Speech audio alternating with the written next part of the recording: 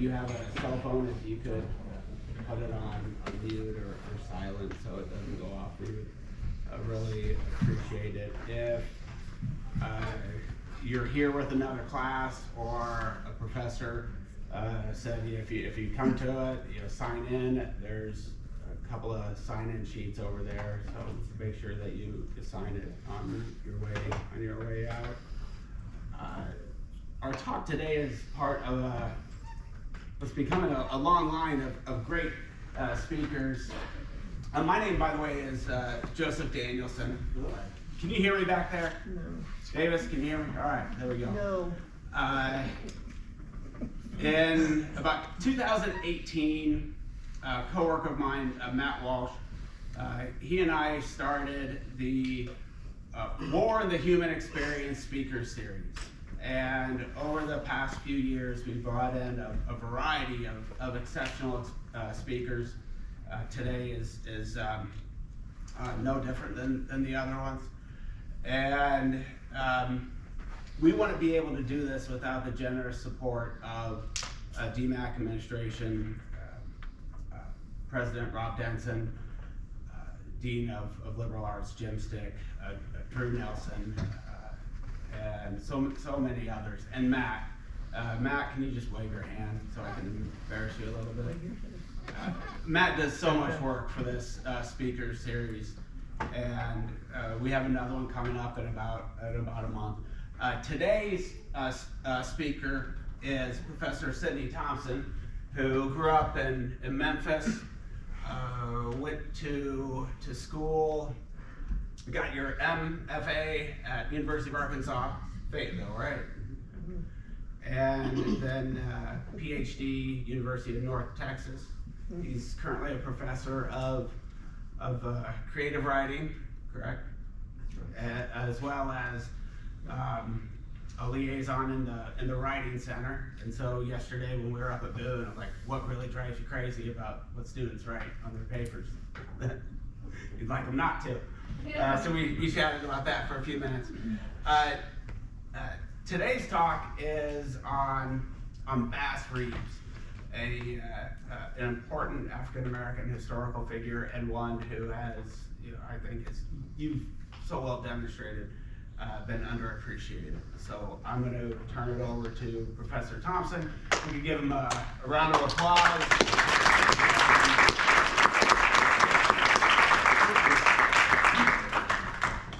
It's on? Is this better?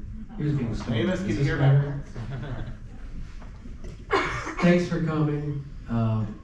Happy to see you. I am really enjoying Iowa. DMAC is pretty cool. You've all been nice, all the different branches I've been to. This is my 4th event in 2 days. Went to Beaverdale Books last night and the 3rd campus visit. Thank you. I was just hanging out at home in Alabama at the time. I'm from Memphis, but I was living in South Alabama along the Gulf Coast near there, watching TV, and Morgan Freeman's on the television, and I like him. I've loved his movies from the beginning. And at the end of the segment, that he was promoting his latest film, I don't remember what, but at the end of it, he was asked, what's your dream role? Do you have a dream role? And he started talking about this man, Bass Reeves. He said, the most famous, most feared lawman of the Wild West. He was a deputy U.S. Marshal for 32 years, arrested more people than any other lawman. He didn't mention this at the time, but I learned later that he killed more than any of his counterparts either.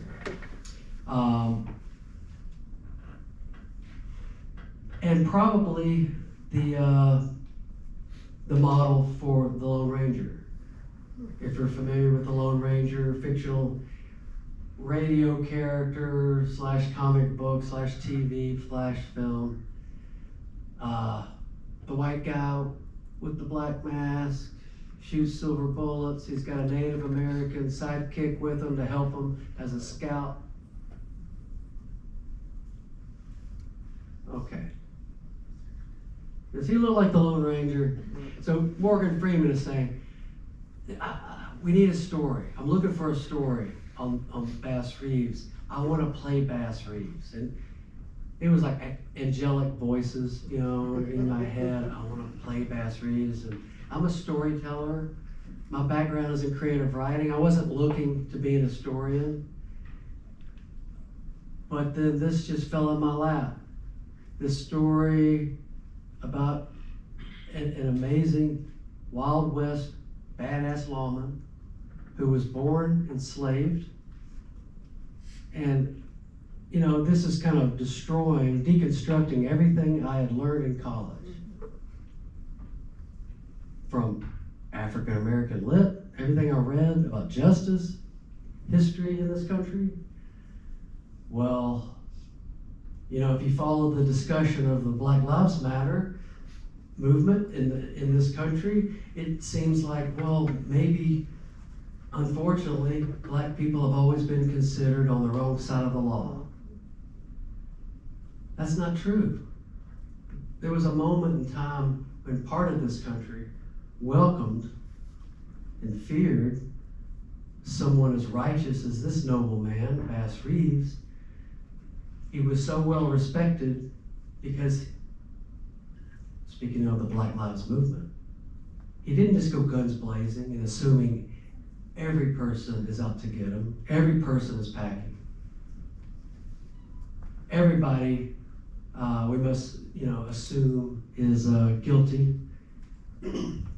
He wanted to give everyone a chance so they could have their day in court. He preferred nonviolence.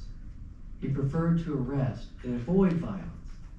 If he needed to resort to it, he was ambidextrous with a pistol and a rifle.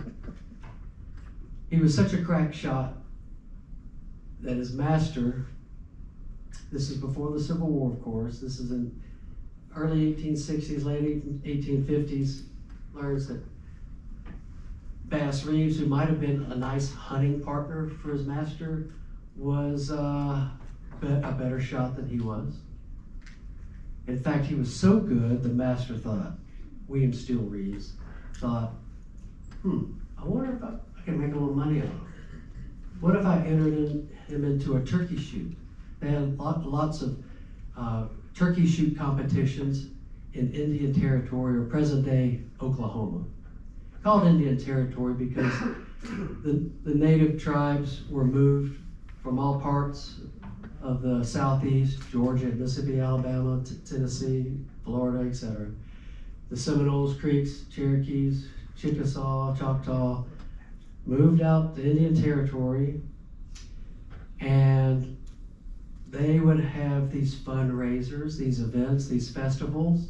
They'd hang a turkey upside down and see who could shoot the head off of it. And you know why they would hang upside down? It's all very practical. You shoot the head off, the blood drains out through the neck, preserves the meat. So then after it's killed, you just pluck it and start cooking it soon afterward.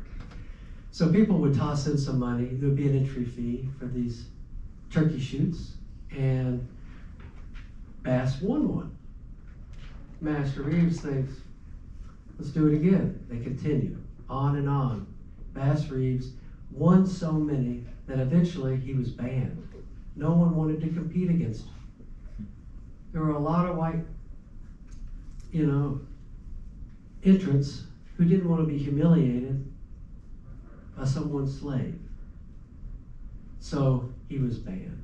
So anyway, that's a little bit of his background before he became a lawman years later in 1875. And Bass Reeves dies in 1910. But before he dies, he serves 32 years as a deputy U.S. Marshal out of Fort Smith, Arkansas. A little geography lesson. Fort Smith is a town right on the border of Oklahoma and Arkansas. And the federal courthouse and jail was there. The nickname for the really two jail cells identical to each other. Each could hold about 200 prisoners. They were cramped, but they could hold that many. And this was a basement jail below the courthouse. Limestone all around, limestone floor, walls. It'd be sweltering hot. It would stink. They're urinating, there's defecating there in the jail in large tubs. It would smell awful. The fumes would rise above the floorboards, and they could even smell it in the courtroom. It was an awful jail that prisoners said, this is got to be the worst place on earth. This is hell on the border. So that's the nickname. So Morgan Freeman is talking about this man, and I'm thinking about going back to school, toying with the idea. I'm not crazy. You know, hey, if you're tired of school, I get it. I got tired of school too, and I thought, look, I have a terminal degree. I have a Master of Fine Arts. Everybody needs to respect it. But you know what, things change, and I couldn't get a university job if I didn't go get my PhD.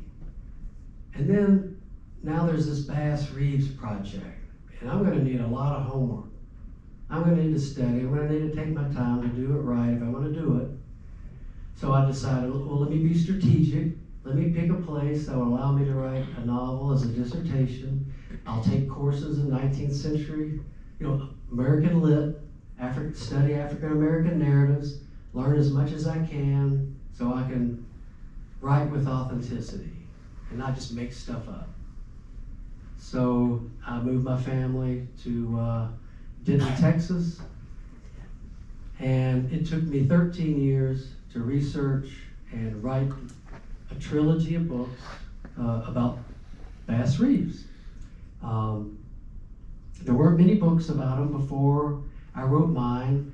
Really, there was only one legitimate good book that had solid information, a book of nonfiction, very well done by an Oklahoma historian, an African American, who grew up hearing stories passed down through the community. His father would tell him about Bass Reeves. And, it naturally mesmerized him. So later on, he would study him further and write a book about Bass Reeves, Black Gun, Silver Star. So when Morgan Freeman tells me about him, I do a little homework online, I find that book, I read it. It was a wonderful treasure trove of facts, but it made me as a storyteller want to piece them together and figure out what was missing. It was the psychology of the man that was missing. I wanted to sort of get in his mind and understand how he could have possibly survived slavery with his agency, his confidence, his sense of self and tact, what he could have picked up as an enslaved individual, how he could have turned those negatives into positives later. So that's my kind of arc as to how I learned about him in the first place. I'm kind of curious, how many of you, before this event was advertised, how many of you have heard of Bass Reeves before? A few of you? Was it through the TV show? Was it through social media? You see something on Facebook or Snapchat or something, a picture, hey, did you know the Lone Ranger is really based on a real person? That person ends up being an African American? Or how did you learn about it? Through an article. Through an article? Yeah. That's great. They've been circulating in recent years, gradually. I was just in the right place at the right time. Paramount wanted to do a TV show on Bass Reeves, and they were looking for a story. They found mine. So the first season that came out this last year, released in November of 23, is based on parts of the first two of my books in the Bass Reeves Trilogy, Follow the Angels, Follow the Doves, and Hell on the Border, named for that awful jail I was mentioning. So here's just a little teaser, a Paramount Plus trailer for the show, so you can sort of see this man in action, so to speak, thanks to David Oyelowo, a fine British actor, Shakespearean actor, very skilled, a true academic in terms of just having a process to follow and being dedicated as a scholar to learn what he needed to know about this man to play him well. Did they put your name on there? I'm sorry? Did they put your name on there when they made it in turn up Oh yeah. Man, I cried watching it for the first time, you know, at a film festival. Austin Film Festival with my kids next to me. Based upon the, you know, Bass Reeves Trilogy. And they list the books, you know, the title of the book, Sidney Thompson, and this beautiful picture of David Oyelowo dressed as an enslaved man standing next to a horse, with an elegant image. Before each episode starts, you get to see my slide.